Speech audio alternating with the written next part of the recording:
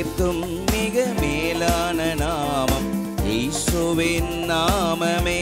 சேர்ந்து பாடுவோம். தலைமுறையும் என்றும் போற்றிடும் நாமம் இயேசுவின் நாமமே. எல்லா நாமத்திற்கும் மிக மேலான நாமம் இயேசுவின் நாமமே. இந்த தலைமுறையும் என்றும் போற்றிடும் நாமம் இயேசுவின். நல்ல ரெண்டு கரங்களை உற்சாகமா தட்டி இயேசு நாமமே ஜெயம் ஜெயமே. இயேசு நாமமே ஜெயம் ஜெயமே. சாத்தானின் சக்தி ஒன்றுமில்லையே. அல்லேலூயா ஹோசனா அல்லேலூயா அல்லேலூயா ஆமென். அல்லேலூயா ஹோசனா அல்லேலூயா அல்லேலூயா ஆமென். எல்லா நாமத்திற்கும் மிக மேலான நாமம் இயேசுவின் நாமமே. எல்லா தலைமுறையும் என்றும் போற்றிடும் நாமம் இயேசுவின் நாமமே. இயேசு நாமமே ஜெயம் ஜெயமே. சாத்தானின் சக்தி ஒன்றுமில்லையே. எஸ், சேர்ந்து எல்லாரும் ஒன்றுமில்லையே. அல்லேலூயா ஹோசனா அல்லேலூயா அல்லேலூயா ஆமென்.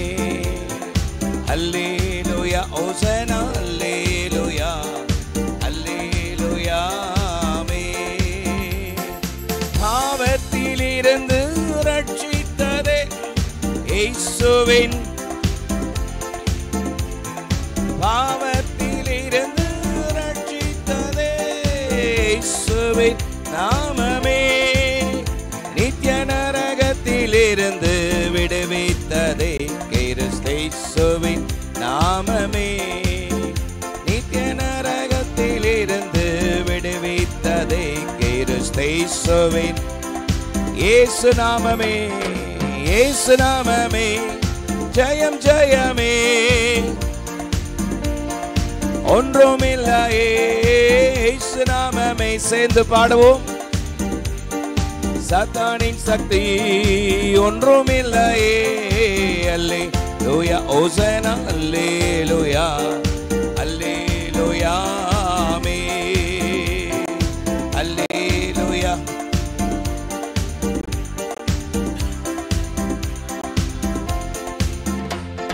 சாத்தானின் மேல் அதிகாரம் தந்ததே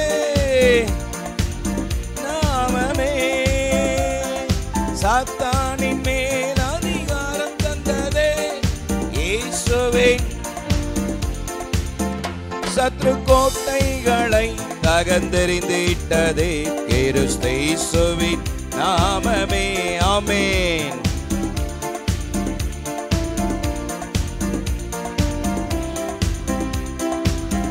இயேசு நாமம் இயேசு நாமமே. உற்சாகமுள்ள இருதயத்தோடு இயேசு நாமமே ஜெயம் ஜெயமே. ஒன்றுமில்லையே.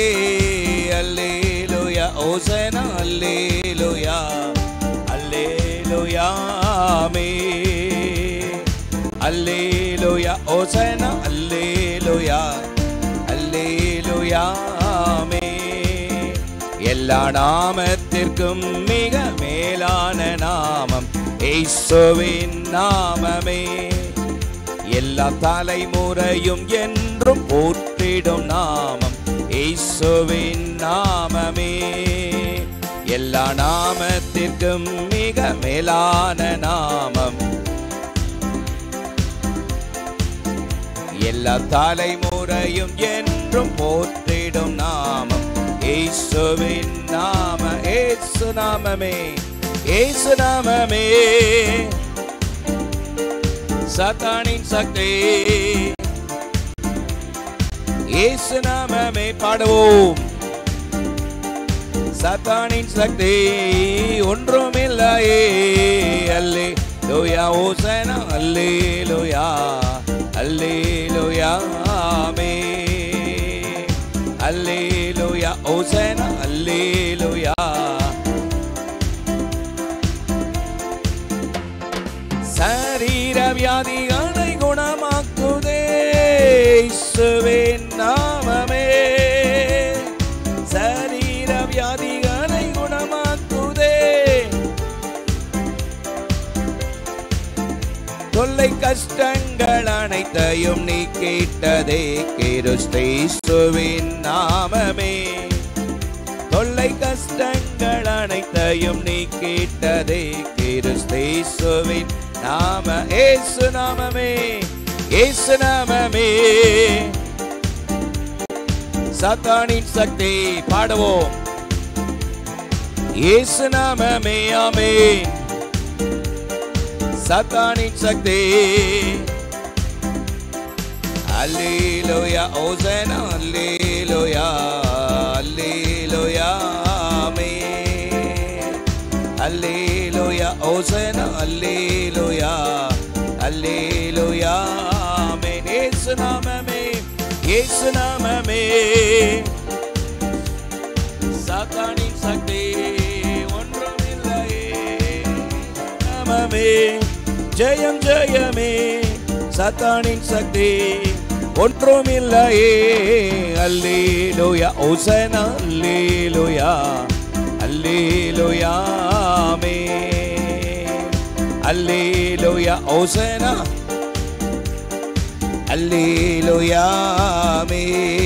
ஆமென் அல்லேலூயா ஓசனா அல்லேலூயா அல்லேலூயா ஆமென் அல்லேலூயா ஓசனா அல்லேலூயா அல்லேலூயா ஆமென் இயேசு நாமமே ஜெயம் ஜெயமே சாத்தானின் சக்தி ஆமென் glory எல்லாரும் ஒன்றிணைந்து சாத்தானின் சக்தி அல்லேலூயா ஓசனா அல்லேலூயா அல்லேலூயா ஆமென் அல்லேலூயா ஓசனா அல்லேலூயா அல்லேலூயா ஆமென் அல்லேலூயா ஓசனா அல்லேலூயா அல்லேலூயா ஆமென் இயேசு நாமமே இயேசு நாமமே ஜெயம் ஜெயமே ஒன்றுமில்லையே இயேசு நாமமே ஜெயம் ஜெயமே சாத்தானின் சக்தி ஒன்றுமில்லையே அல்லேலூயா ஓசனா அல்லேலூயா அல்லேலூயா ஆமென் அல்லேலூயா ஓசனா அல்லேலூயா அல்லேலூயா ஆமென் இயேசு நாமமே ஜெயம் ஜெயமே சாத்தானின் சக்தி இயேசு நாமமே சாத்தானின் சக்தி அல்லேலூயா ஓசனா அல்லேலூயா அல்லேலூயா ஆமென் ஆமென் அல்லேலூயா அல்லேலூயா ஆமென் அல்லேலூயா ஓசனா அல்லேலூயா அல்லேலூயா ஆமென் ஆமென் அல்லேலூயா ஓசனா அல்லேலூயா ஆமென் இயேசு நாமமே இயேசு நாமமே சாத்தானின் சக்தி இயேசு நாமமே ஆமென் ஒன்றுமில்லையே அல்லேலூயா ஓசனா அல்லேலூயா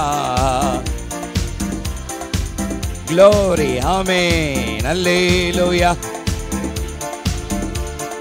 அல்லேலூயா ஆமென் எதிரிகள் முன் விருந்தொன்றை ஆயத்தப்படுத்துகிறார் எதிரிகள் முன் விருந்தொன்றை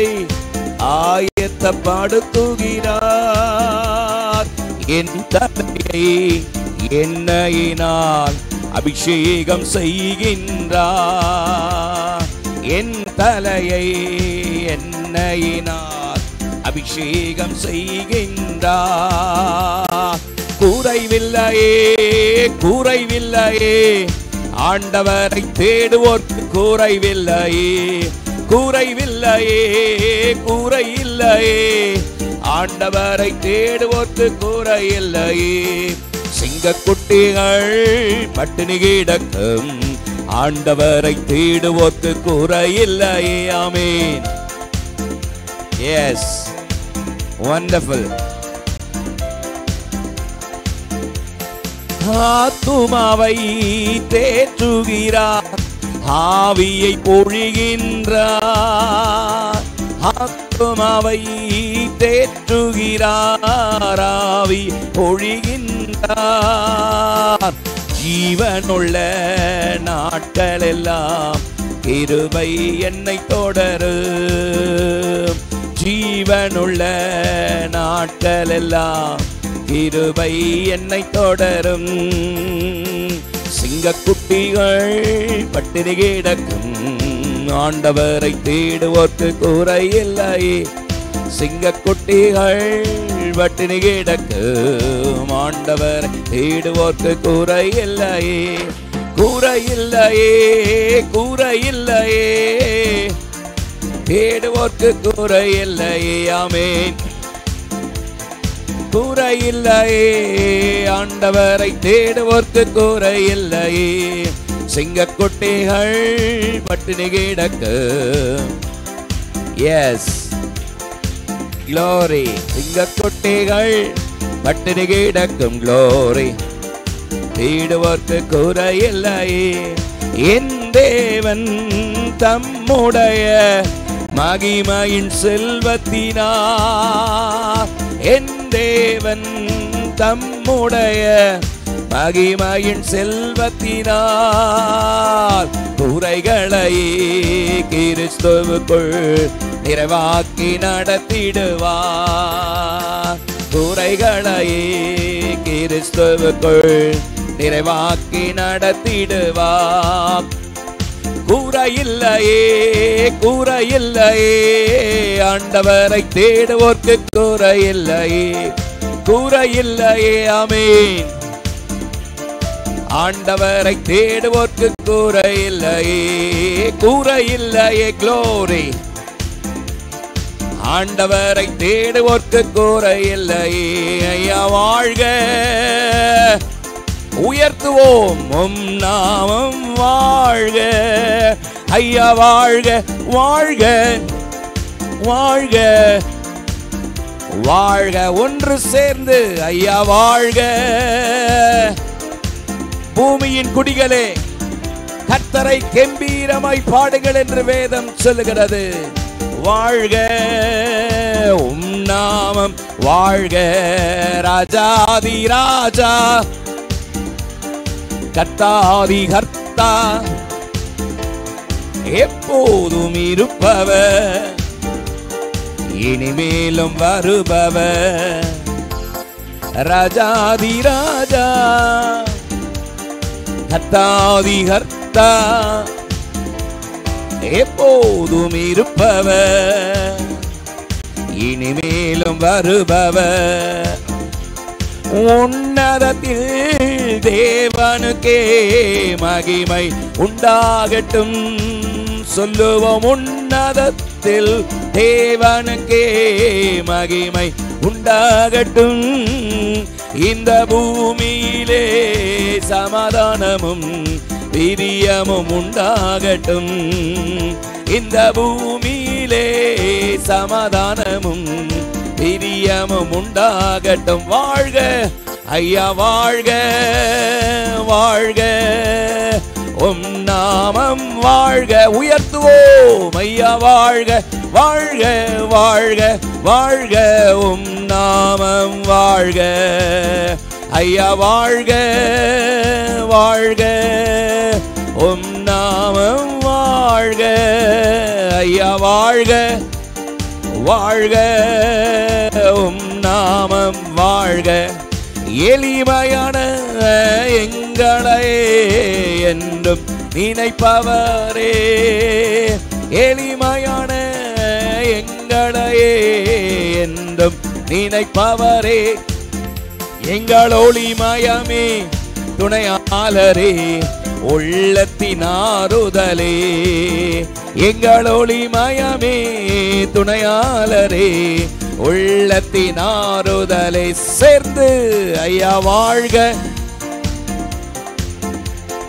உம் நாமம் வாழ்க, ஐயா வாழ்க வாழ்க வாழ்க, உம் நாமம் வாழ்க, ஐயா வாழ்க வாழ்க, வண்டர்ஃபுல், உம் நாமம் வாழ்க, ஐயா வாழ்க வாழ்க வாழ்க, உம் நாமம் வாழ்க, ராஜாதி ராஜா கர்த்தாதி கர்த்தா எப்போதும் இருப்பவர், இனிமேலும் வருபவர், ராஜாதி ராஜா கர்த்தாதி கர்த்தா எப்போதும் இருப்பவர், இனிமேலும் வருபவர். நல்ல கரங்களை தட்டி ஆவியில் நிரம்பி ரீதனமம ஷகதன கபரபலதுரபா லீதனமம சந்தன கபரபலதிரபா ரக்கதரமமலஷிதிரிமி ரோதனமம உஷந்தன கமௌரிபலதிரிம லீஷந்தனம கதரலரிம கபௌஷபர லீகபவமரிஷந்தனதிரம.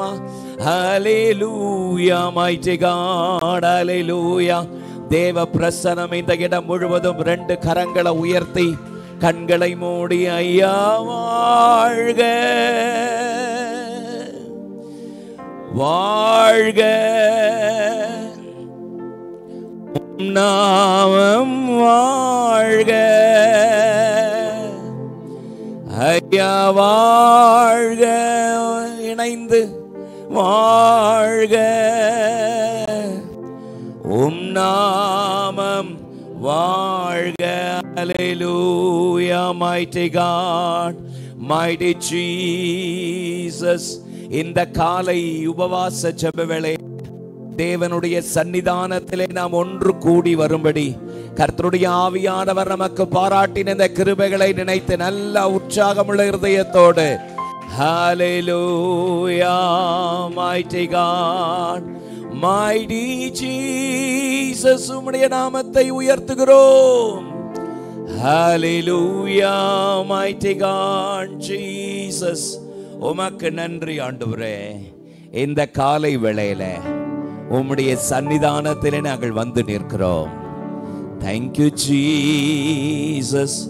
உம்மை உயர்த்தி உயர்த்தி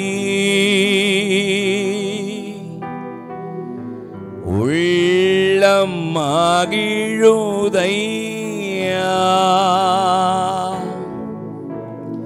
உம்மை நோக்கி பார்த்து இதயம் துள்ளுதையா,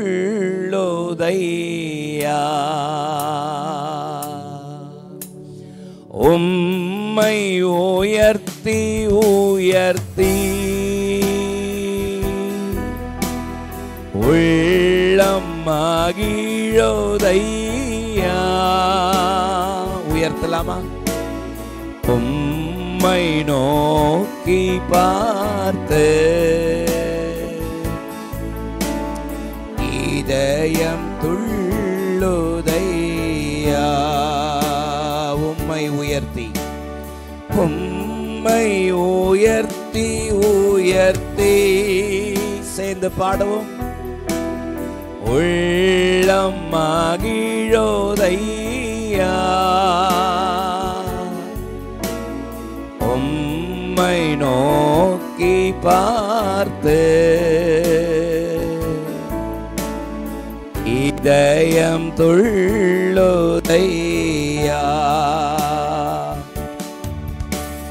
கரம் பிடித்து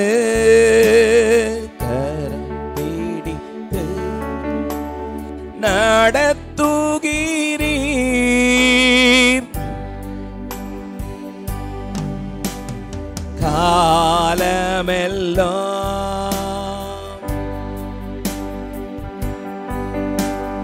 சுமக்கின்றீர்.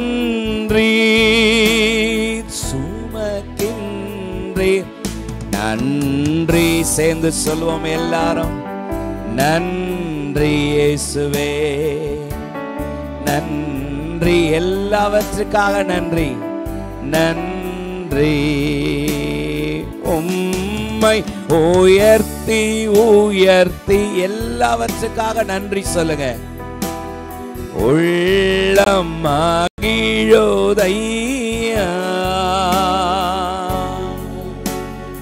உம்மை நோக்கி பார்த்து இதயம் துள்ளுதையா. கண்ணீரெல்லாம்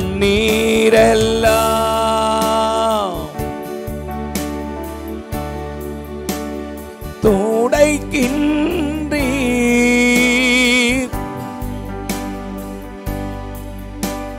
காயமெல்லாம்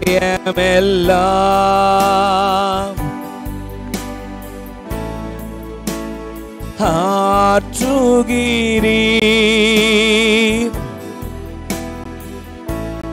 நன்றி நன்றி. எஸ், நன்றி எல்லாவற்றுக்காக உமக்கு நன்றி. நல்லவரே,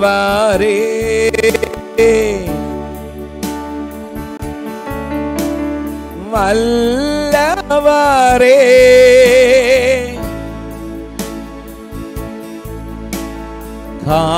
காண்பவரே,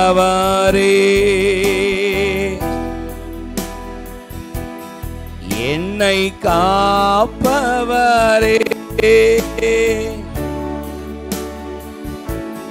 நன்றி நன்றி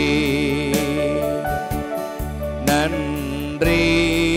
சேர்ந்து நன்றி. உம்மை உயர்த்தி உயர்த்தி, உம்மை உயர்த்தி உயர்த்தி உள்ளம் மகிழுதையா,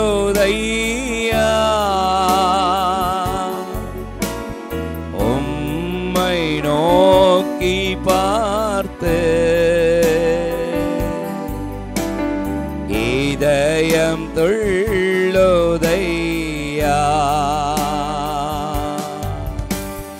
உம்மை உயர்த்தி உயர்த்தி ஒரு மனதோடு அவருடைய நாமத்தை உயர்த்துவோமா? இந்த இடம் முழுவதும் தேவ பிரசன்னம். ஆமென். நோக்கி பார், என் நாமத்தை பிரஸ்தாபப்படுத்தும் எந்த ஸ்தானத்தில் வருவேன் சொல்லி இருக்கிறாரே. ஏசையா ஸ்தோத்திர, ஏசையா ஸ்தோத்திர, ஏசையா ஸ்தோத்திரம். எங்களோடு சேர்ந்து ஏசையா ஸ்தோத்திரம். நீரே என் செல்வம், ஒப்பற்ற என் செல்வம். நீரே என் செல்வம், ஒப்பற்ற என் செல்வம். உம்மில் மகிழ்கின்றே, உம்மில் மகிழ்கின்றே. நான் என்னை மறக்கின்றே, நான் என்னை மறக்கின்றேன். ஏசையா ஏசையா ஸ்தோத்திர, ஏசையா ஒன்று சேர்ந்து ஆமென். Glory ஏசையா ஸ்தோத்திரம் ஆமென். ஏசையா ஸ்தோத்திர கண்ணின் மணி போல என்னை காக்கின்றீ. கண்ணின் மணி போல என்னை காக்கின்றீ. உமது சமூகமே உமது சமூகமே தினம் எனக்கு தீபமே. தினம் எனக்கு தீபமே. ஏசையா ஸ்தோத்திரம். ஏசையா ஸ்தோத்திர ஏசையா ஸ்தோத்திர ஏசையா ஸ்தோத்திரம் ஆமென். ஏசையா ஸ்தோத்திர ஏசையா ஸ்தோத்திரம். நல்ல ஒரு பெரிய கரகோஷம் கொடுத்து ஆமென். எல்லா மகிமைக்கு பாத்திரர், எல்லா கணத்திற்கு பாத்திரருக்கு நல்ல உற்சாகமாய் கரங்களை தட்டி ஆமென். Mighty God, mighty Jesus, hallelujah, mighty God, amen, amen. இந்த காலை உபவாச ஜெப வேளையில என் ஜனங்கள் அழுகையோடும் விண்ணப்பங்களோடும் வருவார்கள். நான் அவர்களை நடத்துவேன் சொன்னவர், இன்றைக்கு வாக்கு மாறாதவர். நம்முடைய எல்லா இக்கட்டான நேரத்திலும் நாம் அவரை அண்டிக் கொண்டு அவருடைய நாமத்தை கனப்படுத்துவதை கர்த்தர் பார்க்கிறவராயிருக்கிறார். அவைகளை அங்கீகரிக்கிறவராயிருக்கிறாரே. உமக்கு நன்றி, உமக்கு நன்றி ஆண்டவரே. உம்முடைய நாமத்திற்கே நாங்கள் மகிமை செலுத்துகிறோம். தம்மை பற்றி உத்தம இருதயம் கொண்டிருக்கிறவர்களுக்கு தம்முடைய வல்லமையை விளங்க பண்ணும்படி கர்த்தருடைய கண்கள் பூமி எங்கும் உலாவிக் கொண்டிருக்கிறது என்று சொன்னவர், இந்த காலை உபவாச ஜெப வேளையில அவருடைய கண்கள் நம்மத்திலே உலாவிக் கொண்டிருக்கிறபடியா நல்ல ஒரு பெரிய கரகோஷம் கொடுக்கலாமே. உமக்கு நன்றி சொல்லுகிறோம் ஆண்டவரே, உமக்கு நன்றி சொல்லுகிறோம், உமக்கு நன்றி சொல்லுகிறோம் ஆண்டவரே. இந்த காலை நேரத்தில் உம்முடைய நாமத்திற்கே நாங்கள் மகிமை செலுத்துகிறோம். எங்களுக்குள் நீர் கொடுத்திருக்கிற ஒரு விசுவாசம், ஹல்லேலூயா ஆண்டவரே, உம்மை உயர்த்துவதற்காக நீர் எங்களை ஏற்படுத்தி இருக்கிறீர். உம்முடைய நாமத்தை உயர்த்துவதற்காக நீர் எங்களை ஏற்படுத்தி இருக்கிறீர். உம்முடைய நாமத்தையே உயர்த்துவேன். சங்கீதக்காரராகிய தாவீது 69ஆம் சங்கீதத்தில் சொல்லும் பொழுது, தேவனுடைய நாமத்தை பாட்டினால் துதித்து ஸ்தோத்திரத்தினால் மகிமை படுத்துவேன். ஆமென். கொம்பும் விரிகுளம் உள்ள காலை எருதை பார்க்கிலும் அதுதான் கர்த்தருக்கு பிரியம், அதுதான் தேவனுக்கு உகர்ந்தது. அவருடைய நாமத்தை உயர்த்துவதை அல்லாமல் வேறு எதை அவர் நம்மிடத்தில் எதிர்பார்க்கிறார்? தகப்பனே, இந்த உபவாச நாளிலே எங்களை உம்மை கரத்திலே படைக்கிறோம் ஆண்டவரே. என்னை உம்முடைய கரத்திலே வெறுமையாக்கி படைக்கிறேன் சொல்லி கர்த்தர் கொடுத்த இந்த நல்ல ஜெப நேரத்துக்காக சத்தத்தை உயர்த்தி கர்த்தரை ஸ்தோத்திரம் பண்ணலாமா? ஸ்தோத்திரிக்கிறோம், ஸ்தோத்திரிக்கிறோம், ஸ்தோத்திரிக்கிறோம்.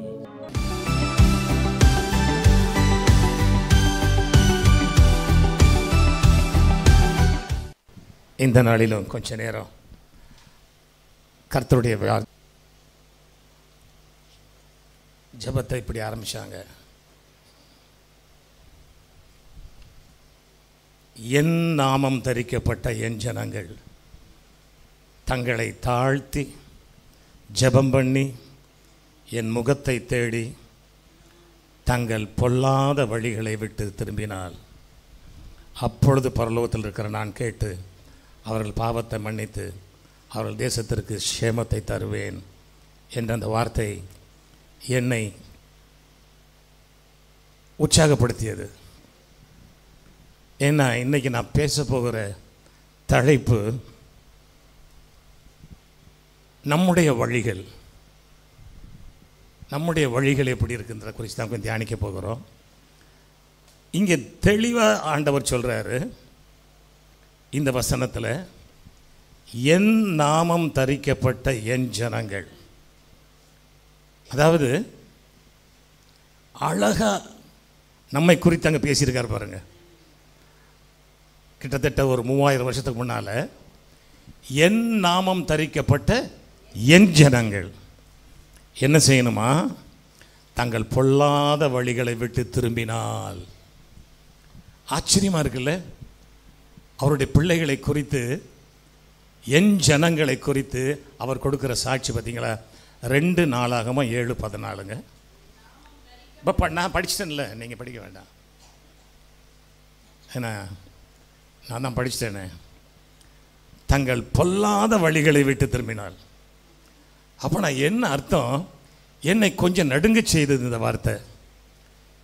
என் ஜனங்கள் பொல்லாத வழியில் நடப்பார்கள் அப்படிங்கிறதான் அவருடைய அர்த்தம். ஆமாம், என் ஜனங்கள் தங்கள் பொல்லாத வழிகளில் நடப்பார்கள் அப்படிங்கிறது ஆண்டவருக்கு தெரிஞ்சிருக்குதுங்க. இது நினைத்து எனக்கு கொஞ்சம் வேதனையாக இருந்தது. ஆண்டவர் இவ்வளவு கடினமாக சொல்லுகிறாரே என்று. எதுக்கு சொல்கிறேன்னா, இந்த உலகத்தில் நாம் இந்த மாமிசத்தில், இந்த சரீரத்தில், இந்த இரத்தத்தோடு நாம் வாழ்ந்து கொண்டிருக்கிற நாட்கள் எல்லாம் ஒன்றை ஞாபகம் வைத்துக்கொள்ளணும். என்னதுன்னா, நாம் இந்த பொல்லாத உலகத்தில் இருக்கிறோம். ஆமென். we are in the wicked world. பாவம் நிறைந்த, சாபம் நிறைந்த, அக்கிரமம் நிறைந்த, மீறுதல் நிறைந்த இந்த பொல்லாத உலகத்தில் இருக்கிறதுனால இந்த உலகம் நம்மை தாக்கிக் கொண்டே இருக்கும். அவனுடைய வழிகள் நம்மை தொட்டுக்கொண்டே இருக்கும். ஆகவே தான் இங்கே ஆண்டவர் தெளிவாக சொல்லுகிறார், உங்கள் பொல்லாத வழிகளை விட்டு திரும்பினால். என் ஜனங்கள்னே சொல்றார். உலக மக்களை குறித்து அவர் பேசல. யாரை குறித்து பேசுறாருங்க? என் ஜனங்கள். இதில் நமக்கு திருப்தியான இந்த பொல்லாத வழிகள் மட்டும் இல்லை, நிறைய வழிகளை குறித்து வேதம் நமக்கு கற்றுக் கொடுக்கிறது. அநேக வழிகளை குறித்து வேதம் கற்றுக் கொடுக்கிறது. நாம் ஒரு சில காரியங்களை நாம் பார்க்க போகிறோம். தாவீது அழகாக ஜெபம் பண்ண தெரிந்தவர். எனக்கு தாவீதை ரொம்ப பிடிக்கிறதுக்கு காரணம், ரொம்ப நேர்த்தியாக ஜெபம் பண்ணுவார். சங்கீதங்கள் தான் அவர் நிறைய எழுதியிருக்கிறாரு. ஆனால் அதனுடைய அந்த சங்கீதத்தில் பூரா பார்த்தா அவருடைய ஜெபங்கள் பூரா அற்புதமாக இருக்கும். உதாரணமாக படிப்போமே, சங்கீதம் 25:4 நான் படிக்கிறேன். கர்த்தாவே உம்முடைய வழிகளை எனக்கு தெரிவியும். உம்முடைய வழிகளை அவர் சொல்ற பாருங்க. கர்த்தாவே உம்முடைய வழிகளை எனக்கு தெரிவியும், உம்முடைய பாதைகளை எனக்கு போதித்தருளும். ஒரு ஜெபம், அழகான ஒரு ஜெபம். அடுத்தது நீங்கள் சங்கீதம் 27 எடுத்தீங்கன்னா அதில் 11 சொல்கிறாரு, கர்த்தாவே உமது வழியை எனக்கு போதித்து என் எதிராளிகளின் நிமித்தம் செவ்வையான பாதையில் நடத்தும். பாருங்க, இங்கே மட்டுமல்ல, இது மட்டுமல்ல, சங்கீதங்களை நிறைய இடத்துல பார்க்கலாம். ஏன்னா அவர் 139 சங்கீதத்தில் 24வது வசனம் சொல்றாரு, வேதனை உண்டாக்கும் வழி என்னிடத்தில் உண்டோ என்று சோதித்து அறிந்து என்னை நித்திய வழியில் நடத்துங்கிறார். ஆகவே தாவீது தேவனுடைய தாசன், இருதயத்துக்கு ஏற்றவர் தான். ஆனால் அவர் சொல்றாரு, ஐயா உமது வழியை நான் தெரிந்து கொள்ள வேண்டும், அது மட்டுமல்ல, எனக்கு உம்முடைய பாதைகளை நீர் போதிக்க வேண்டும். அது மட்டுமல்ல தகப்பனே, நான் வேதனையுடைய வழியில் நடந்துடக்கூடாதுப்பா. வேதனை உள்ள வழி அப்படிங்கும்போது ஆண்டவருக்கு வேதனை உள்ள வழிகள் நம்மிடம் உண்டா? இன்னைக்கு ஜெபத்தை ஆரம்பிக்கும் போது சொன்னாங்க, நம்மை நாம் ஆராய்ந்து பார்ப்போம்னு. இன்னைக்கு இந்த செய்தியை நம்ம ஆராய்ந்து பார்க்கறது தான். we are going to analyze ourselves. இன்று நம்முடைய வழிகள் எப்படி இருக்கிறதுன்னு. காரணம், பொல்லாத உலகத்தில் வாழ்ந்து கொண்டிருக்கிறதுனால நம்ம சுற்றிலும் அதுதான் நடந்துகிட்டு இருக்குது. நம்ம சுற்றிலும் நடந்து கொண்டிருக்கிற காரியங்கள் வேதனைக்குரிய காரியங்கள், நம்மை சோர்வுபடுத்துகிற காரியங்கள். அப்படி இருக்கும் பொழுது வேதத்தில் நம்ம வாசிக்கிறோம், விசாலமான பாதைகள் இருக்குதான், ஆமென், இடுக்கமான பாதைகள் இருக்குதான், நெருக்கமான பாதைகள் இருக்குதான். அது மட்டுமல்ல, சத்திய பாதைகள் இருக்குது, நித்திய வழிகள் இருக்கிறது, அதிசயமான வழிகள் இருக்கிறது, ஆச்சரியமான வழிகள் இருக்கிறது. இப்படி அநேக வழிகள் வேதத்தில் எழுதப்பட்டிருக்கிறது. ஆனால் ஒன்றை மட்டும் கவனிப்போம், கொஞ்சம் கூர்ந்து நாம் ஆராய்ந்து பார்ப்போமானால், நம்முடைய வாழ்க்கையில் மனிதனுடைய கண்டுபிடிப்புகள் இதுவரைக்கும், இந்த உலகம் உண்டானது முதற்கொண்டு இதுவரைக்கும் மனிதனுடைய கண்டுபிடிப்புகள் எல்லாம் மனிதனுக்கு நன்மை செய்கிறது என்று நினைத்து கொண்டே இருக்கிறோம். ஆனால் அப்படி இல்லை. ஏன்னா கொஞ்சம் யோசித்து பார்ப்போமே, டெலிஃபோனை முதல்ல கண்டுபிடிச்சாங்க, ஓகே இன்னொருத்தரோட பேசிக்கலாம் அப்படின்னு. கடைசியில் இதில் வந்து நிற்கிது இப்போது ஸ்மார்ட் ஃபோன், மொபைல் ஃபோன். எவ்வளோ அதில் என்னெல்லாம் இருக்குது, எல்லா கிரமும் இருக்குது. நியூஸ் கேட்கலாம் அப்படின்னு ரேடியோ ஆரம்பித்தாங்க, ஒருத்தர் கூட பேசலாம் அப்படின்ட்டு, ரேடியோ நியூஸ் கேட்கலாம் அப்படின்ட்டு. இன்றைக்கி அந்த ரேடியோ டிவி ஆச்சு. டிவி என்ன ஆச்சு, இன்றைக்கி அவ்வளோ வக்கரம் அதில் வந்துடுச்சு. இப்படி மனிதனுடைய கண்டுபிடிப்புகள் எல்லாம் எங்கே போகுதுன்னா பாவத்தை நோக்கி, அழிவை நோக்கியே போய் கொண்டிருக்கிறது. இதுதான் நடக்கிற உண்மை. அதே மாதிரி பாருங்கள், அந்த காலத்தில் கற்காலம்னு சொல்லலாம். அந்த காலத்தில் வந்து மனிதன் வேட்டையாடுவதற்காக சில கருவிகளை கண்டுபிடிச்சான். ஏன்னா வேட்டையாடுவதற்கு கருவிகளை கண்டுபிடிச்சான். அதுக்கப்புறம் பாதுகாப்புக்காக சில கருவிகளை கண்டுபிடிச்சான். அது வளர்ந்து வளர்ந்து வளர்ந்து இன்றைக்கி தேசத்தை பாதுகாக்கணும் அப்படின்ட்டு நிறைய இது ஆயுதங்களை கண்டுபிடிச்சிட்டாங்க. இந்த ஆயுதங்கள் எல்லாம் என்ன சொல்லுது தெரியுமா? இன்றைக்கி இருக்கிற உலகத்தில் உள்ள அணு ஆயுதங்கள் எல்லாம் இந்த பூமியை போல பல 100 மடங்கு பூமியை சில நிமிடங்கள் அழிச்சிருமா. பாருங்க, மனிதனுடைய வழிகள், இந்த உலகத்தின் வழிகள், இதுதான் உண்மையான காரியம். இதை கவனிக்க நம்ம தவறிடுறோம்.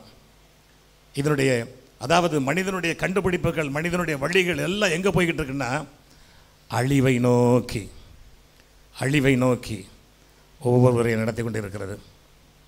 இதனால் நமக்கு கர்த்தருக்கு ஸ்தோத்திரம், ஆண்டவராகிய இயேசு கிறிஸ்துவை சொந்த இரட்சகராக ஏற்றுக்கொண்டவர்களுக்கு சில நல்ல வழி ஆண்டவர் வச்சிருக்கிறார்.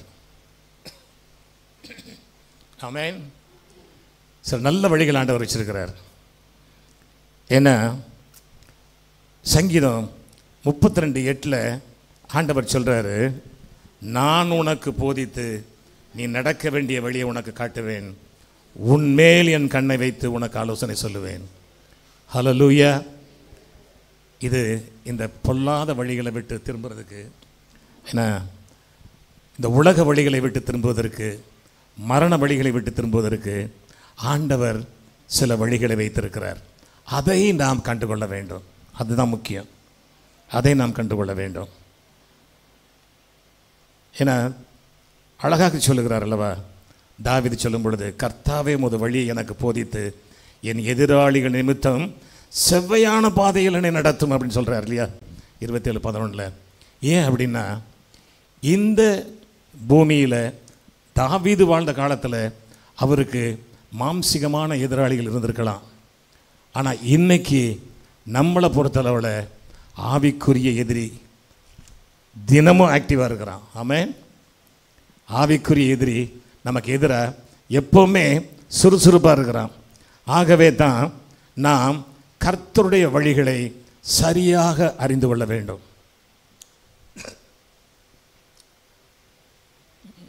இன்னைக்கு நம்முடைய திருப்தியெல்லாம் எவ்வளோ தெரியுமா இருக்குது?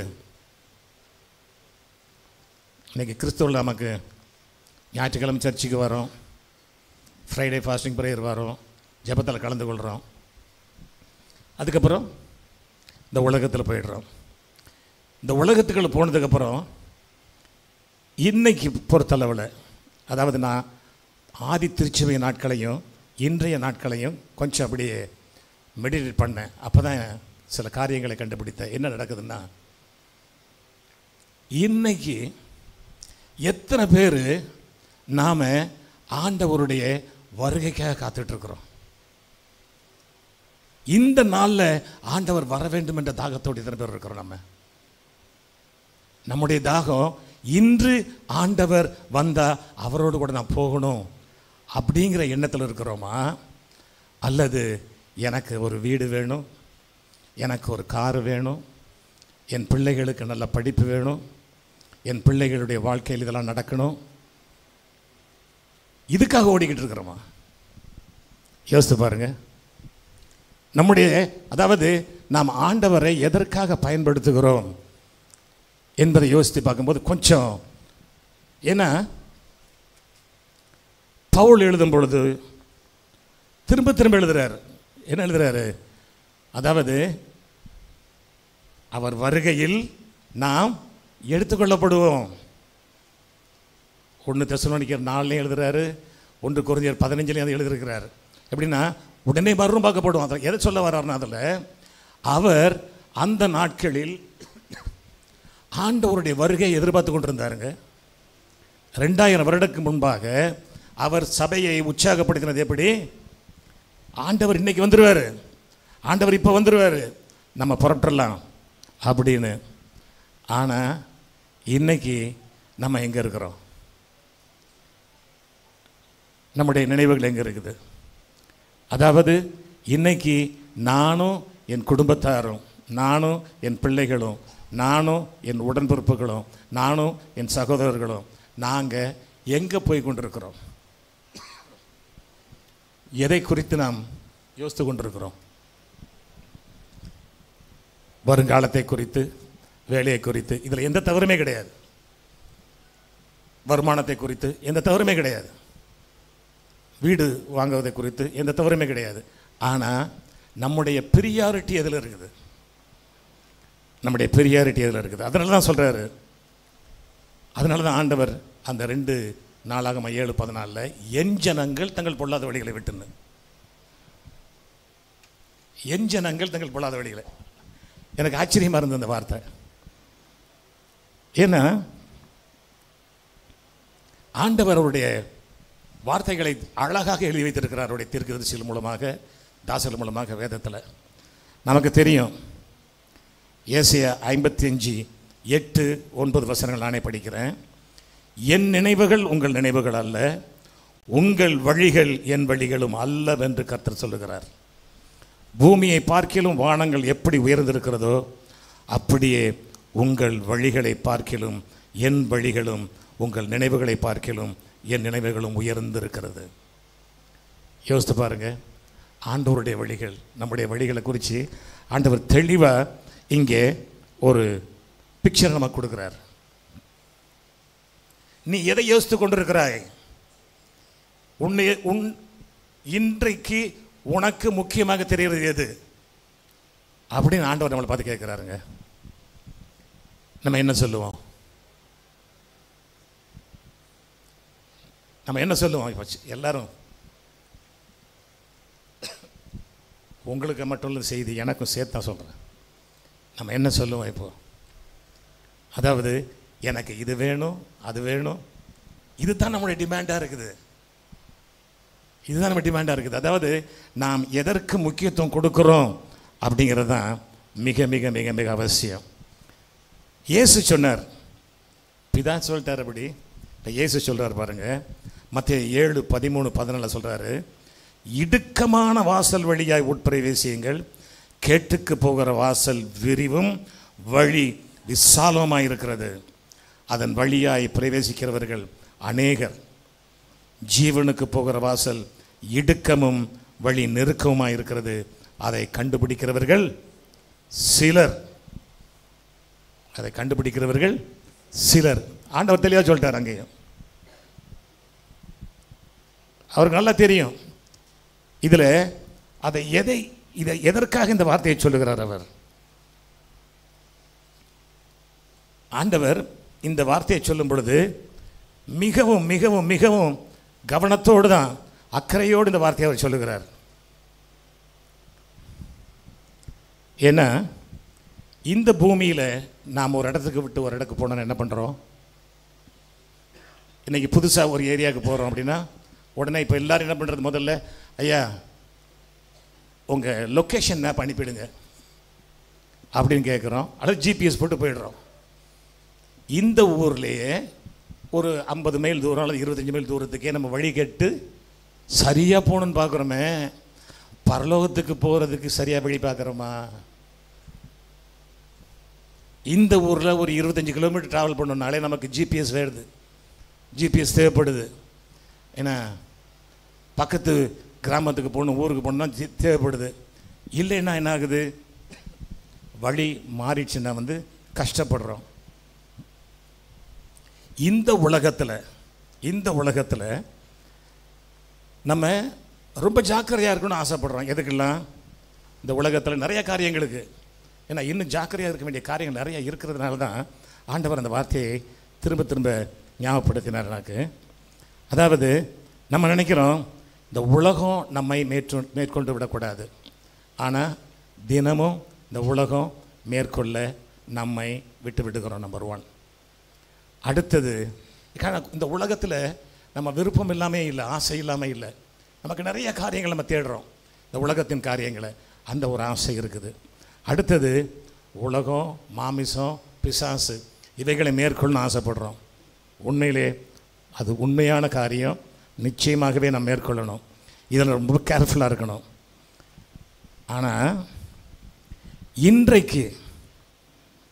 இன்றைக்கு திருச்சபைக்கு, விசுவாசிகளுக்கு இன்னொரு ஒரு டேஞ்சர் இருக்குதுங்க.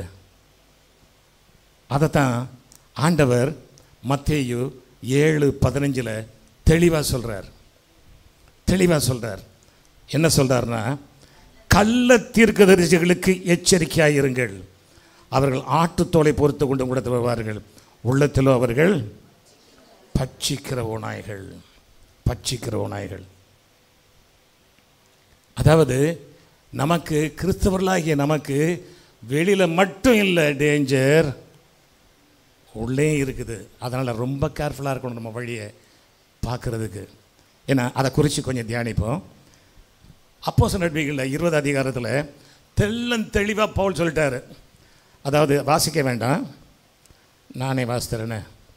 20 அதிகாரத்தில் 28வது வசனத்தை சொல்கிறாரு, உங்களை குறித்தும் தேவன் தம்முடைய சுய இரத்தத்தினாலே சம்பாதித்து கொண்ட தமது சபையை மேய்ப்பதற்கு பரிசுத்த ஆவி உங்களை கண்காணிகளாக வைத்த மந்தை முழுவதை குறித்தும் எச்சரிக்கையாக இருங்கள். நான் போன பின்பு மந்தையை தப்ப விடாத கொடிதான ஓநாய்கள் உங்களுக்குள்ளே வரும். அது மட்டும் இல்லை, அடுத்த வசனம் சொல்கிறார், உங்களிலும் சிலர் எழும்பி சீசர்களை தங்களிடத்தில் இழுத்துக்கொள்ளும்படி மாறுபாடானவைகளை போதிப்பார்கள் என்று அறிந்திருக்கிறேன். எதுக்கு சொல்ல வரேன்னா, இன்றைக்கி நிறைய செய்திகள் வருது. நீங்கள் யூடியூப்பில் பார்க்கலாம், நிறைய ஊழியக்காரங்களை பார்த்துக்கிட்டு இருக்கிறீங்க. அவர்களுடைய போதனைகள் எல்லாம் சரியாக தவறான உங்களுக்கு தெரியுமா? எல்லாரும் சரின்னு ஒரு பெரிய கூட்டமே போச்சு. அதாவது முன்னால் சொல்லுவாங்க, ஃபால்ஸ் டீச்சர்ஸ், ஃபால்ஸ் ப்ராஃபட்ஸ்லாம் வெளிநாட்டிலேருந்து வந்தாங்க அப்படின்னு. இன்றைக்கி இந்தியாவிலேயே நிறைய பேர் பார்க்க முடியுது. பஞ்சாபில் ஒருத்தர், ஒரு யங் மேன் தான், அவருக்கு கிட்டத்தட்ட 35-40 வயசு இருக்கும். இன்றைக்கி அவர் ஜெயிலில் இருக்கிறார், ஊழியக்காரர். அவர் பேரை சொல்ல விரும்பலைன்னா, அவருக்கு ஊழியம் இந்தியாவில் மட்டுமல்ல, ஆஸ்திரேலியாவில் உண்டு, சிங்கப்பூரில் உண்டு, எல்லா இடத்துலையும் உண்டு. அவருடைய வழிகள் தவறான வழிகள்னால ஜெயிலில் போட்டாங்க. அது எப்படி, எவ்வளோ நாளைக்கு? அவர் வாழ்நாள் முழுக்க அங்கே தான் இருக்கணும். அப்படி ஜெயிலில் போட்டாங்க. இன்றைக்கி தமிழ்நாட்டில் நம்ம கேள்விப்படுறோம் பாருங்கள், டிவியில் எவ்வளவு வருத்தத்துக்குரிய காரியங்களை பார்த்துக்கிட்டு இருக்கிறோம். பார்த்தீங்களா? செய்திகளில் பார்த்துருப்பீங்க, யாரும் பார்க்காம இருக்க மாட்டீங்க. ஏன்னா வெளியே சொல்ல வைக்கப்படுறீங்க, அவ்வளவுதான். பாருங்க, அதாவது ஆசை வார்த்தைகளை காட்டி, ஆடம்பரத்தை காட்டி, இன்னைக்கு செழிப்பான உபதேசத்தை காட்டி மக்களை தவறாக நடத்துகிற ஊழியர்கள் நிறைய பேர் இருக்கிறாங்க. அவர்களிடம் ஜாக்கிரதையாக இருக்கணும். அவங்களாம் சொல்கிறார் இவர் கள்ளத்திற்கு இயேசு சொல்கிறார் ஜாக்கிரதையாக இருக்கணும் அப்படின்னு, ஜாக்கிரதையாக இருக்கணும் அப்படின்னு தெளிவாக சொல்கிறார். ஏன்னா பவுல் தீமோத்தேயுக்கு தீத்துக்கு எழுதும்போது தெளிவாக எழுதி வச்சிருக்கார். நீங்கள் வீட்டில் போய் படிங்க. நான் இப்போ அந்த வசனத்தை மட்டும் சொல்கிறேன். தீத்து 1வது அதிகாரம் 6-9 வரைக்கும். அதுக்கப்புறம் பார்த்தீங்கன்னா தீமோத்தேயு 1வது அதிகாரம் 3, 4, 5, 6 வசனங்களை படித்து பார்த்தீங்கன்னா தெளிவாக சொல்கிறார் ஒரு ஊழியக்காரனுடைய குவாலிஃபிகேஷன் எப்படி இருக்கணும்னு எல்லாம் சொல்கிறாரு. நல்ல ஒழுக்க உள்ள ஒரு மனிதனாக இருக்கணும், பிள்ளைகளை நல்லா வளர்க்க தெரியணும், குடும்பத்தை நல்லா பாதுகாக்கணும், குடும்பத்தை நல்லா விசாரிக்கணும். அது மட்டுமல்ல, எல்லோரிடமும் போதக சமர்த்தனாக இருக்கணும். மட்டுமல்ல, எல்லா இடத்திலும் கற்புள்ளவனாக இருக்கணும், உண்மை உள்ளவனாக இருக்கணும். இப்படி எல்லாம் பேசிட்டு வந்துட்டு கடைசியில் சொல்கிறார் ஒரு வார்த்தை, அவன் இருமாப்படைந்து பிசாசு அடைந்த ஆக்கினைகளை விழாதபடிக்கு நூதன சீஷனாக இருக்கக்கூடாது. நூதன சீஷனா தெரியுமாங்க? நூதன சீஷனா தெரியுமா? நியூ சர்வன்ஸ், புதுசாக. இன்றைக்கி நிறைய பேர் ஊழியத்தை வந்து பைபிள் காலேஜ் வந்து ஆரம்பிச்சிடுறாங்க. நோ, கேர்ஃபுல்லாக இருங்க. நிறைய பேர் தீர்க்கதரிசனம் சொல்லிட்டு அழைகிறாங்க. நம்ம ரெவரண்ட் பால் தங்கியாவே ஒருத்தர் என்கேஜ் பண்ணியிருந்தார். எனக்கு ஆச்சரியமாக இருந்தது, அவர் எப்படி கூப்பிட்டாருன்னு தெரில. ஒரு ஃபாரினர் வந்திருந்தார். அவர் சொல்கிறார், உங்கள் பர்ஸ் எடுங்க, உங்கள் பர்ஸில் வந்து அப்படியே பணம்லாம் கூடும். அதாவது நீங்கள் 10,000 ரூபா வச்சுருந்தீங்கன்னா கூட 5,000 ரூபா கூடும், 1000 ரூபா வச்சுருந்தீங்கன்னா 2,000 ரூபா கூடும். அதான் உற்சாகமாக ஹல்லேலூயா ஹல்லேலூயான்னு ஒரு கூட்டம் கூட்டிகிட்டு இருக்குது. எதுக்கு சொல்ல வரேன்னா, இன்றைக்கி ஊழியக்காரங்க கெடுறதே விசுவாசிகளால். ஏன்னா இதே போல் கள்ள ஊழியர்களுக்கு கை தூக்கி பிரைஸ் அலாட் சொல்கிறது. கேர்ஃபுல்லாக இருங்க, வழிகள் ஜாக்கிரதை. ஏன்னா யாரை பின்பற்ற வேண்டும் என்பதை நீங்கள் சரியாக அறிந்து கொள்ளணும். இல்லைன்னா வழி விலகி போயிடுவோம். இன்றைக்கி தான் பெரிய டேஞ்சர் நமக்கு இருக்கிறது, பெரிய டேஞ்சர். ஏன்னா இதை குறித்து இன்னும் தியானிக்கலாம். அதாவது வழிகளை குறித்து நாம் பேசிக்கிட்டு இருக்கிறோம். எப்படி வழிகளை தெரிந்து கொள்வதுன்றது குறித்து பார்க்கலாம். ஃபஸ்ட்டில் நீங்கள் திருச்சபைக்கு வரீங்களா, இங்கே வந்துக்கிட்டு இருக்கிறீங்க, இங்கே கிடைக்கிற போதனை உங்களுக்கு போதும். நீங்கள் வேதத்தை படிக்கிறீங்க, இங்கே கிடைக்கிற போதனை போதும். கண்டவங்கள்ட்ட போயிட்டு நிற்காதீங்க, ஏன்னா உங்களுடைய வழிகள் தாறுமாறாக மாறிடும். இன்றைக்கி பாருங்களேன், ஒருத்தர் சினிமா பாட்டு பாடிட்டு சர்ச்சை நடத்திக்கிட்டு இருக்கிறாரு. எல்லாரும் விசில் அடித்து, எல்லா விசுவாசிகள் விசில் அடித்து அதை உற்சாகமாக கேட்டுக்கிட்டு இருக்கிறாங்க. இப்படி இன்றைக்கி சபைகள் சென்னை தமிழ்நாட்டில் இருக்குது. எவ்வளவு மோசமான வழி பாருங்கள். எல்லாத்தையும், அதாவது ஒரு விசுவாசி கூட உணர்வு இல்லை, நம்மை நரகத்துக்கு நேராக நடத்தி கொண்டிருக்கிறாரே இந்த மனிதர் அப்படின்னு. இவ்வளவு அக்கறம் பண்ணிட்டு அந்த ஊழியக்காரருக்கு வந்து சப்போர்ட் பண்ணுறதுக்கு ஒரு கூட்டம் இருக்குது. ஆச்சரியமாக இருக்குது. அதாவது காரணம் தெரியுமா? நாம் வழி விலகி விட்டோம் என்பதற்கு அதான் அடையாளங்க. ஒரு மனிதன் தவறு செய்யும் பொழுது அதை தவறுன்னு சொல்லிடுனா அதே தவறு தான். கேர்ஃபுல்லாக இருங்க அதில். ஏன்னா யார் சொன்னாலும் முதல்ல எங்கே போகணும் அதை பற்றி விசாரிப்பதற்கு, யார் என்ன சொன்னாலும் போதிச்சாலும் முதல்ல வேதத்தில் சரியாக இருக்குதா, வேதத்தின்படி இருக்குதா, அதை முதல்ல தெரிந்து கொள்ளுங்க. நீங்கள் எந்த செய்தி கேட்டாலும் முதல்ல வேதத்துக்குள்ளே போய் வேதம் எனக்கு எதை சொல்லுகிறது, இந்த இவர் சொல்லு வார்த்தை சரியா தவறா, இவர் காட்டுகிற வழி சரியா தவறா என்பதை சரியாக தெரிந்து கொள்ள வேண்டும். ஏன்னா ஆதி காலத்திலிருந்தே, பழைய ஏற்பாட்டு காலத்திலிருந்தே தவறான ஊழியக்காரர்கள், அதாவது கள்ள தீர்க்கதரிசிகள் இருந்தாங்க. புதிய ஏற்பாட்டில் வந்தோடனே கள்ள போதகர்கள் வர ஆரம்பிச்சிட்டாங்க. 2000 வருஷத்துக்கு முன்னாலேயே பேதுரு எழுதுறாரு, பவுல் எழுதுறாரு. அப்போனா இன்னைக்கு எப்படி இருக்கும் யோசித்து பாருங்களேன். 2000 வருஷத்துக்கு முன்னால் எந்த விதமான இந்த கவர்ச்சிகள் இல்லாத காலத்திலேயே கள்ள தீர்க்கதரிசிகள், கள்ள போதகர்கள், கள்ள சகோதரர்கள் அப்படின்னு எழுதி வச்சிட்டாரு. இன்னைக்கு எப்படி இருக்கும் கொஞ்சம் யோசித்து பாருங்க. ஆகவே எது சரி எது தவறு என்பதை நீங்கள் உண்மையிலேயே கண்டுகொள்ள வேண்டும் என்றால் வேதத்தை சரியாக படிக்கணும். நீங்கள் வேதத்தை படிக்காம, காரணம் அதையும் நம்ம பார்த்துடலாம். சங்கீதம் 25:10 சொல்லுது, கர்த்தருடைய உடன்படிக்கையையும் அவருடைய சாட்சிகளையும் கைக்கொள்கிறவர்களுக்கு அவர்களுடைய பாதைகள் எல்லாம் கிருபையும் சத்தியமானவைகள். கர்த்தருடைய உடன்படிக்கையையும் அவருடைய சாட்சிகளையும் கைக்கொள்கிறவர்களுக்கு அவருடைய பாதைகள் எல்லாம் கிருபையும் சத்தியமானவைகள். ஏன்னா நம்முடைய வாழ்க்கையில் நம்முடைய வழிகள் சரியாக இருக்கணும்னா முதல்ல நாம் தெரிந்து கொள்ள வேண்டியது, நான் கர்த்தருடைய உடன்படிக்கையில் இருக்கிறேனா. அவருடைய சாட்சிகள் சொல்லும்போது அவருடைய வேதம், அவருடைய வார்த்தைகள், அந்த வார்த்தையை நான் சரியாக புரிந்து கொண்டிருக்கிறேனா, இது ரொம்ப ரொம்ப முக்கியங்க. அப்போ தான் நம்முடைய பாதை சத்தியமான பாதையாக இருக்க முடியும், அது கிருபை நிறைந்த பாதையாக இருக்க முடியும்.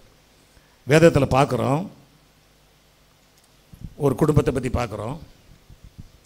லூக்கா 1:6 நான் படிக்கிறேன். சக்கரியாவையும் எலிசபெத்தையும் குறித்து அந்த வசனம் சொல்லுகிறது, அவர்கள் இருவரும் கர்த்தரிட்ட சகல கற்பனைகளின்படியையும் நியமங்களின்படியையும் குற்றமற்றவர்களாய் நடந்து தேவனுக்கு முன்பாக நீதி உள்ளவர்களாக இருந்தார்கள். இதே போல் நம்முடைய வாழ்க்கை சாட்சி உள்ள வாழ்க்கையாக இருக்க வேண்டும் என்பது தேவனுடைய விருப்பம், தேவனுடைய திட்டம். அது மட்டுமல்ல, சத்திய வழியில் நம்ம நடக்கணும் அப்படின்னா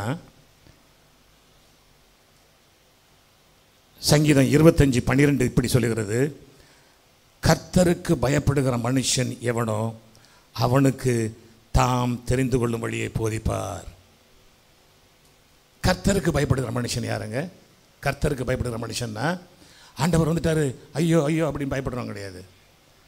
அவர் மேலே பயபக்தியாக இருக்கிறவர்கள், ரெவரன்ஷியல் ஃபியர் அடிமாங்க.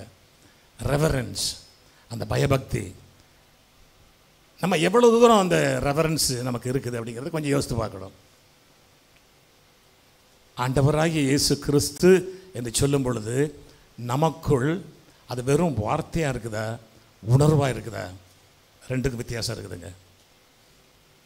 என் ஆண்டவராகிய இயேசு கிறிஸ்து என்று சொல்லும் பொழுது நம்முடைய உணர்வு எப்படி இருக்கிறது? வெறும் வார்த்தையாக இருக்குதா, அல்லது அவரை என் ஆண்டவராகவே வைத்திருக்கிறேனா, என் ஆண்டவராகவே அவர் இருக்கிறாரா என்பதை யோசித்து பார்க்கணும் நம்ம. ஏன்னா அது மட்டுமல்ல, அவர் நம்மை செவ்வையான பாதையில் நடத்துவார் என்று வேதம் சொல்லுகிறது. இப்படி ஜெபிக்கிறார். சங்கீதம் 27:11, கர்த்தாவே உமது வழியை எனக்கு போதித்து என் எதிராளிகள் நிமித்தம் செவ்வையான பாதையில் என்னை நடத்தும். தாவீதுனுடைய ஜெபங்கள் ரொம்ப அற்புதமானவைகள். கர்த்தாவே உமது வழியை எனக்கு போதித்து எதிராளிகள் நிமித்தம் செவ்வையான பாதையிலே என்னை நடத்தும். டெய்லி நம்முடைய ஜெபமாக இருக்கணுங்க. இது நம்ம நினச்சிக்கிட்டு இருக்கிறோம், I am walking in the right path, நான் சரியான பாதையில் நடந்து கொண்டிருக்கிறேன்னு. அப்படி இல்லைங்க. நம்மை நாமே ஒவ்வொரு நாளும் கேட்கணும், நான் இன்றைக்கு சரியான பாதையில் நடக்கிறேனா, சரியான பாதையில் நடக்கிறேனா, ஆண்டவருக்கு பிடித்த வழியில் நடக்கிறேனா, அவர் சொல்லுகிற வழியில் நடக்கிறேனா, அவர் காட்டுகிற வழியில் நடக்கிறேனா அப்படின்னு நம்மை நாம் ஒவ்வொரு நாளும் நிதானித்து அறிய வேண்டியவர்களாக இருக்கிறோம். ஏன்னா இந்த வழியில் என்ன சொல்கிறார் அவர், எதிராளிகள் நிமித்தம் செவ்வையான பாதையில் நடத்தும்படிங்கும்போது எனக்கு வழியில் கண்ணி இருக்காது. ஆண்டவர் சொல்படி கேட்டு நான் நடக்கும் பொழுது, ஆண்டவருடைய வார்த்தைக்கு கீழ்ப்படிந்து நான் நடக்கும் பொழுது என்னுடைய வாழ்க்கையில் எந்த கண்ணியும் இருக்காது.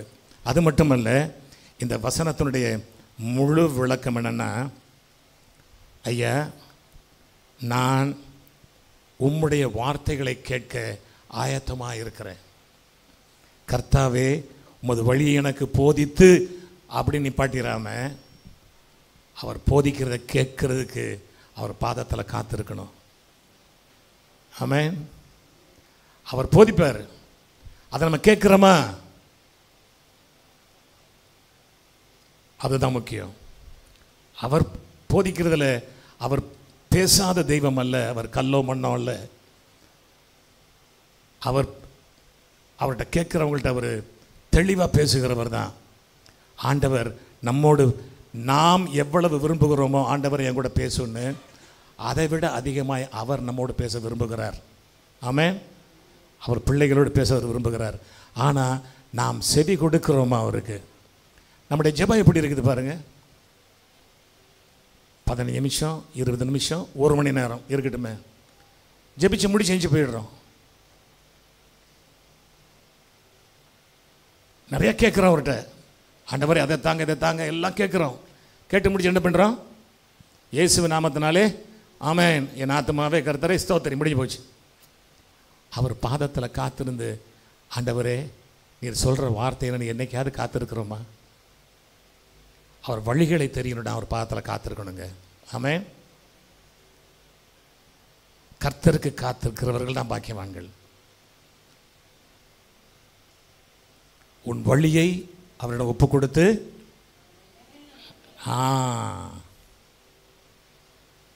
நம்முடைய வழியை அவர்கிட்ட ஒப்பு கொடுத்துட்டு, ஆண்டவரே நான் அல்ல, என் சுயத்தில் நான் ஏங்கி விடக்கூடாது, நீங்கள் என்னை ஏற்கணும், நான் உங்கள் பாதத்தில் காத்திருக்கிறேன், நீங்கள் சொல்லுங்கப்பா அப்படின்னு. போகட்டும்.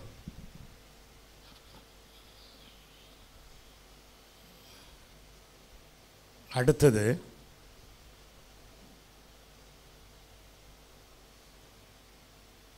சங்கீதம் 23:3 அழகா தாவீது சொல்லுகிறார் பாருங்க. அவர் என் ஆத்துமாவை தேற்றி தம்முடைய நாமத்து நிமித்தம் என்னை நீதியின் பாதைகளில் நடத்துகிறார். அங்க என்ன சொல்ல வர்றார் பாருங்களேன். அவர் என் ஆத்துமாவை தேற்றி தம்முடைய நாமத்து நிமித்தம் என்னை நீதியின் பாதைகளில் நடத்துகிறார். ஒரு செட்டனிட்டி அவர்கிட்ட இருக்குது பாருங்க, ஒரு நிச்சயம் இருக்குது.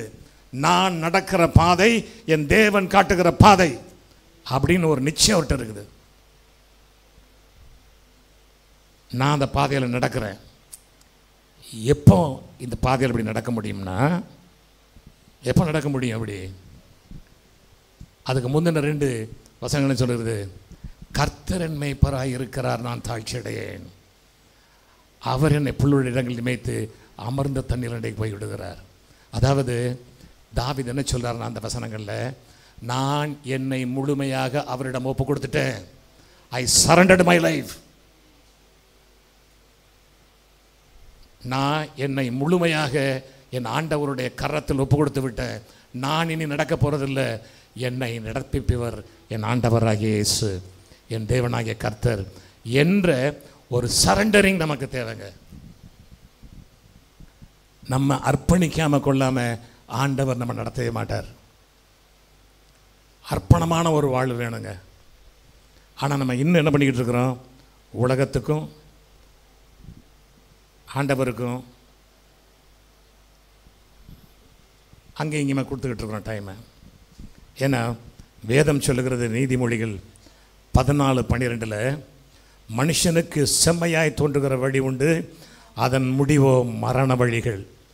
அது மட்டும் இல்லை, அதே வசனம் அப்படியே எழுதப்பட்டிருக்குது நீதிமொழிகள் 16:25. 16:25 அதே வசனம் எழுதப்பட்டிருக்குதுங்க. ஏன்னா மனுஷனுக்கு செம்மையாய் தோன்றுகிற வழி உண்டு, அதன் முடிவோ மரண வழிகள். இதில் சில காரியங்களை குறித்து பேசலான் இருக்கிறேன். பழைய ஏற்பாட்டிலேருந்து ஒரு சம்பவத்தை உங்களுக்கு நினைவு கொண்டு வரலான்னு நினைக்கிறேன். 1 ராஜாக்கள் 13வது அதிகாரம் 8 - 10 வசனங்கள் நான் வாசிக்கிறேன், கேளுங்க. தேவனுடைய மனுஷன் ராஜாவை நோக்கி, நீர் எனக்கு உம்முடைய வீட்டில் பாதி கொடுத்தாலும் நான் உம்மோடே வருவதும் இல்லை, இந்த ஸ்தலத்தில் அப்பம் புசிப்பதும் இல்லை, தண்ணீர் குடிப்பதும் இல்லை.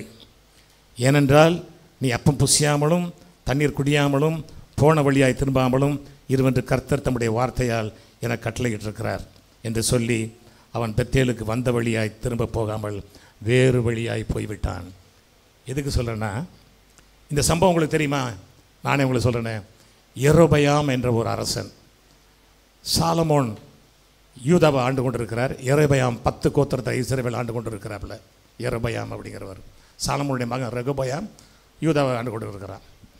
அப்போது இவன் எருசலேமுக்கு மக்கள் போய்விடக்கூடாது என்பதற்காக அவனே கன்றுக்குட்டிகளை செய்து தான்லையும் பித்தொல்லியை வச்சுட்டு இங்கே பலியிடுவோம் அப்படின்னு.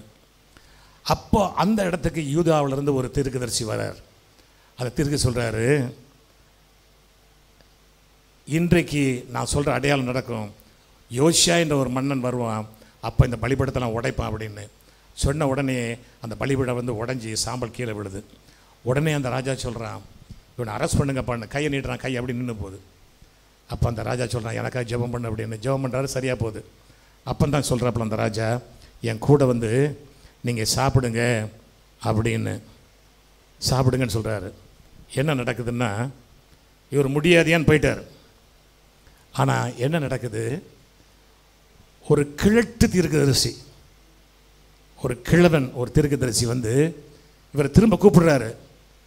என்கிட்ட ஒரு தேவ தூதன் வந்து சொன்னார், நீ வந்து என் வீட்டை நீ சாப்பிடு அப்படின்னு.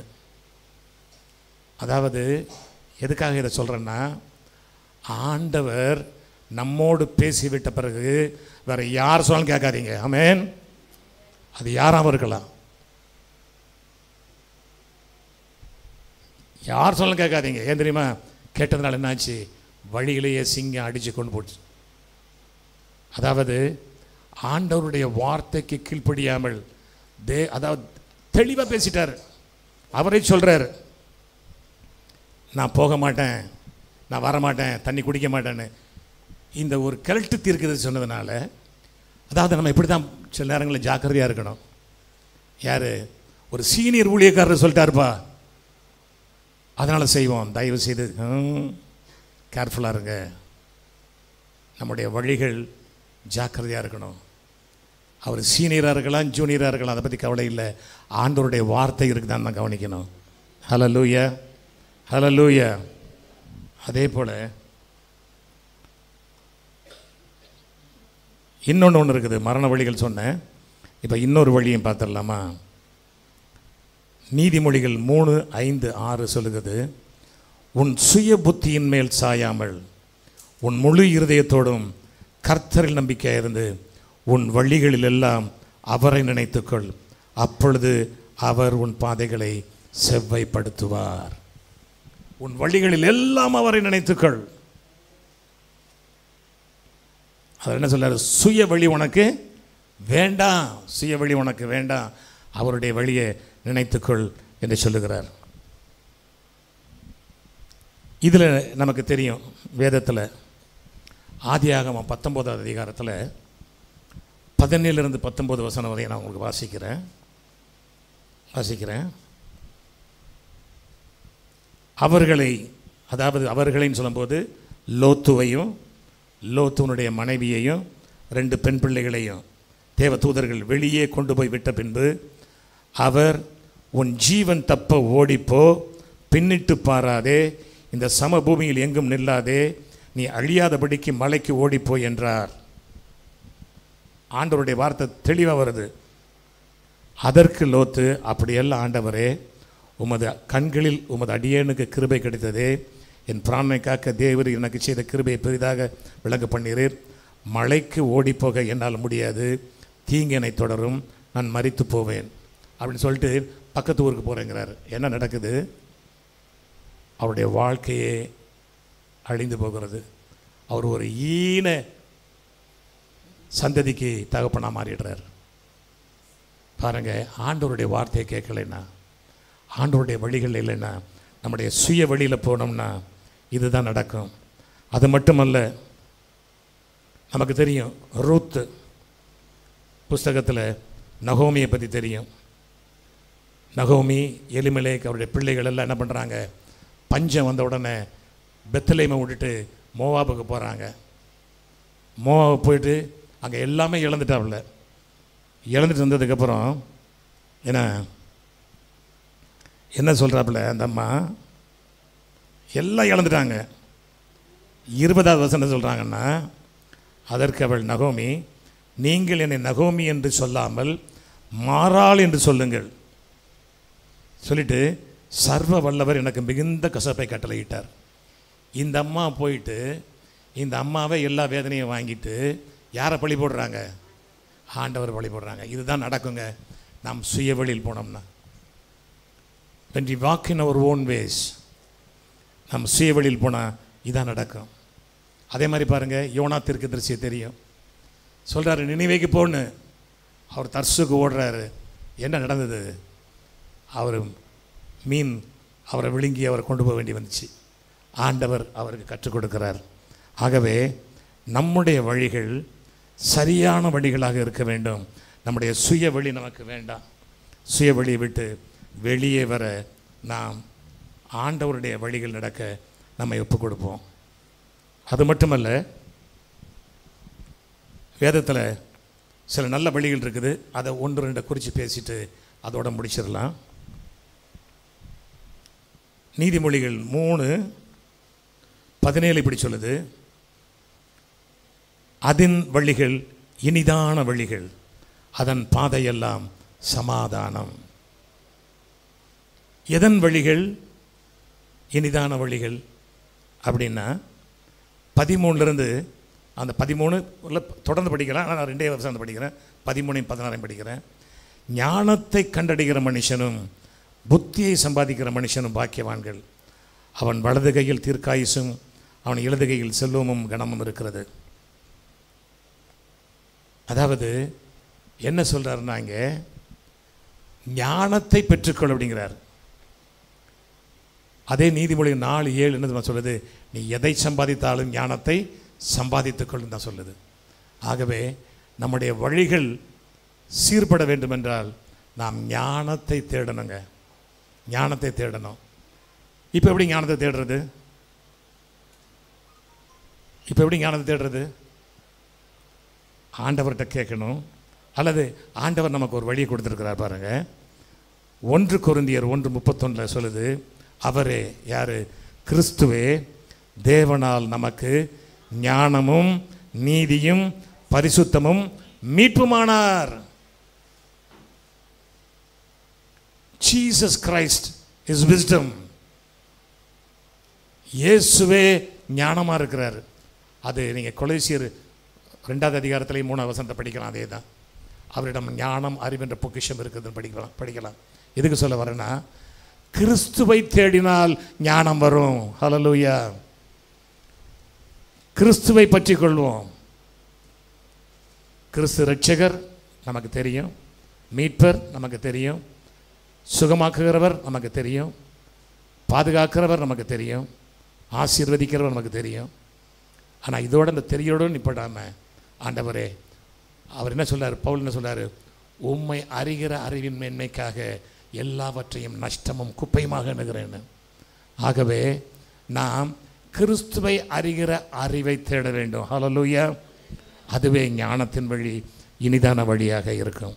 சுய வழியை விட்டு வெளியே போயிடுவோம். சுய வழி விட்டு வெளியே போயிடுவோம். நான் முதல்ல படித்தேன் அந்த வசனத்தை திரும்ப நான் படிக்கிறேன்.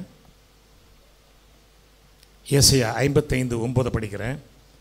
பூமியை பார்க்கிலும் வானங்கள் எப்படி உயர்ந்திருக்கிறதோ அப்படியே உங்கள் வழிகளை பார்க்கிலும் என் வழிகளும் உங்கள் நினைவுகளை பார்க்கிலும் என் நினைவுகளும் உயர்ந்திருக்கிறது.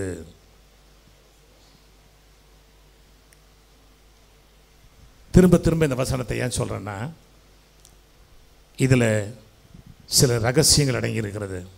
என்ன ரகசியம்? அவர் எண்ணமோ நம்முடைய எண்ணமோ ஒரே லைனில் இல்லை. ஆமென். அவருடைய எண்ணங்களும் நம்முடைய எண்ணங்களும் வித்தியாசமான, மலைக்கும் மடுவுக்கும் உள்ள வித்தியாசம். அதே சொல்கிறார், டிஸ்டன்ஸ் எவ்வளோ சொல்கிறாரு? பூமியை பார்க்கிலும் வானங்கள் எவ்வளோ உயர்ந்ததோ.